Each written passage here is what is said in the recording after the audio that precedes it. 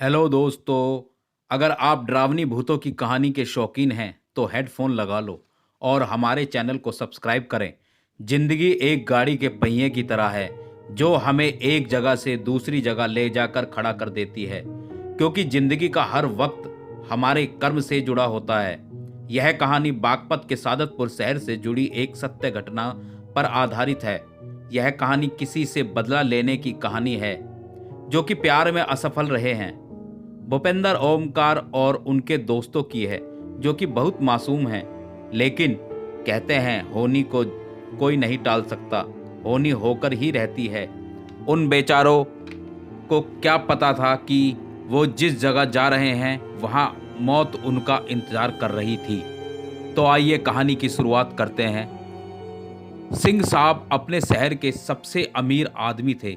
शहर में उन्होंने एक बहुत बड़ा आलीशान बंगला बनवाया था, जिसमें कई सारे नौकर और नौकरानी काम करते थे। उन्हें एक नौकर की लड़की से प्यार हो गया जो बहुत सुंदर थी, लेकिन वो सिंह साहब से उम्र में 15 साल छोटी थी और वो किसी और से प्यार करती थी। लेकिन उसे सिंह जी की दौलत से भी प्यार था, इसलिए उसने भी उनके साथ प्यार का खेल खेला ताकि उनको अपने प्यार के माया जाल में फंसाकर उनकी सारी जायदाद छीन लेना चाहती थी। वो सिंह जी से रोज मिलने लगी। एक दिन उसने अपने प्रेमी के साथ सिंह जी को मारने का प्लान बनाया। उसने उन्हें बंगले के आखिरी वाले कमरे में मिलने को कहा, जहां उसने पहले से ही अपने प्रेमी को बुलाकर छुपाया था। जैसे वो कमरे में आए, उनके सर पर जोर से डंडा मारा। वो वहीं पर गिर गए, फिर उनका गला दबाकर मारने लगे। वो चीखते चिल्लाते रहे। फिर उन्होंने मरते मरते श्राप दिया कि मैं किसी को भी नहीं छोड़ूंगा। मुझे जैसे धोखे से मारा है, मैं हर प्रेमी को मार दूंगा। इस शहर से प्यार करने वालों का नामो निशान तक मिटा दूंगा। और सिंह जी की मौत हो गई। उस दिन से वो जगह और वो बंगला शापित हो चुका था। उस जगह जो भी जाता था वो कभी भी जिंदा नहीं आता था, क्योंकि आज भी वहां सिंह साहब की प्रेत आत्मा घूमती रहती है। कुछ महीनों के बाद उस बंगले में एक प्रेमी जोड़ा वहां घूमने के लिए आता है। भूपेंद्र और सपना। उन दोनों की सगाई हो चुकी थी, लेकिन शादी करनी बाकी थी। भूपेंद्र अपने घर में किसी को कुछ बताए बिना सपना के साथ आए थे। भूपेंद्र और सपना बंगले के बाहर घूमते घूमते उस जगह पहुंच गए जहां पर सिंह साहब दफन थे। वहां पहुंचते ही सपना अचानक से गिर गई और उसका हाथ जमीन के अंदर घुसता चला गया। यह देखकर भूपेंद्र जोर जोर से चिल्लाने लगा, लेकिन उसकी आवाज़ कोई नहीं सुनता। जब भूपेंद्र मदद के लिए उस बंगले के बाहर जाता है तो वहीं उसको किसी के होने का एहसास होता है। उसी समय भूपेंद्र वहीं पर गिर जाता है और भूपेंद्र को घसीटते हुए वहीं ले जाया जाता है जहां पर सिंह साहब और सपना दफन थे। फिर उसी जगह भूपेंद्र भी दफन हो जाता है। कुछ दिन बाद जब भूपेंद्र अपने घर नहीं पहुंचता है, तब उसका भाई ओमकार अपने पिताजी और मित्रों के साथ उसे ढूंढते ढूंढते उस शहर तक पहुंच जाता है जहां वो भूतिया बंगला था। ओमकार का एक दोस्त तांत्रिक विद्या में एक्सपर्ट है।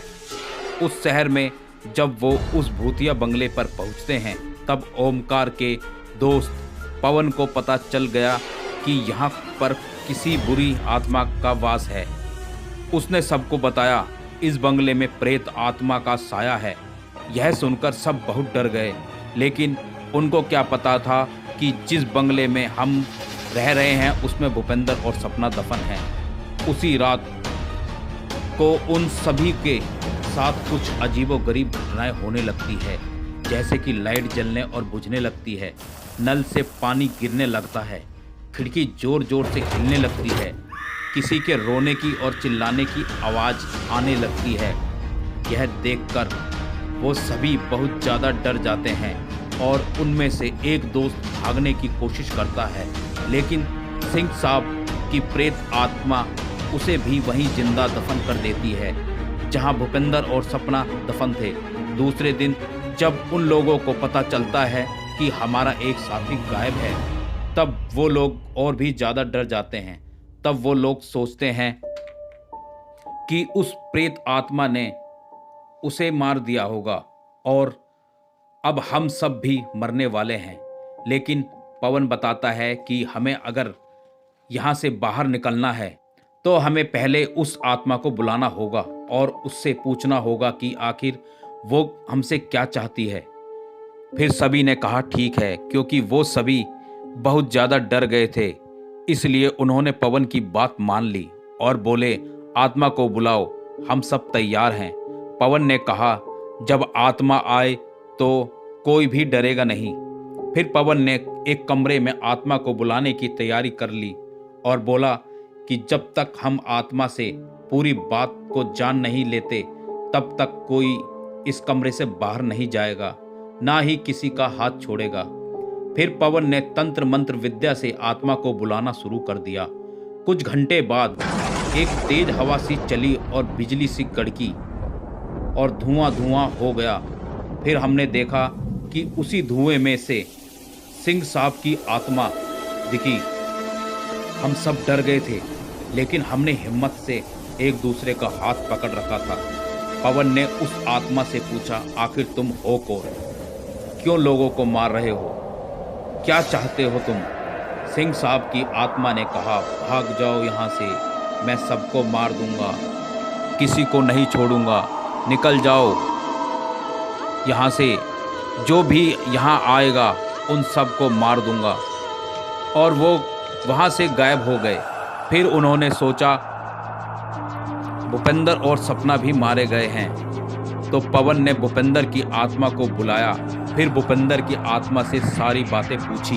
भूपेंद्र की आत्मा ने बताया, जहाँ पर सिंह साहब की आत्मा दफन है वहाँ पर एक माता रानी का त्रिशूल है, उससे हम सिंह साहब की आत्मा को मार सकते हैं और इस बंगले को उनकी चंगुल से बचा सकते हैं। पवन, ओमकार और सब फिर उस जगह पर गए जहां सिंह साहब को दफनाया था। लेकिन सिंह साहब की आत्मा ने सबको उस त्रिशूल के पास जाने से रोका। लेकिन ओमकार ने किसी तरीके से त्रिशूल ले लिया और सिंह साहब को मार दिया।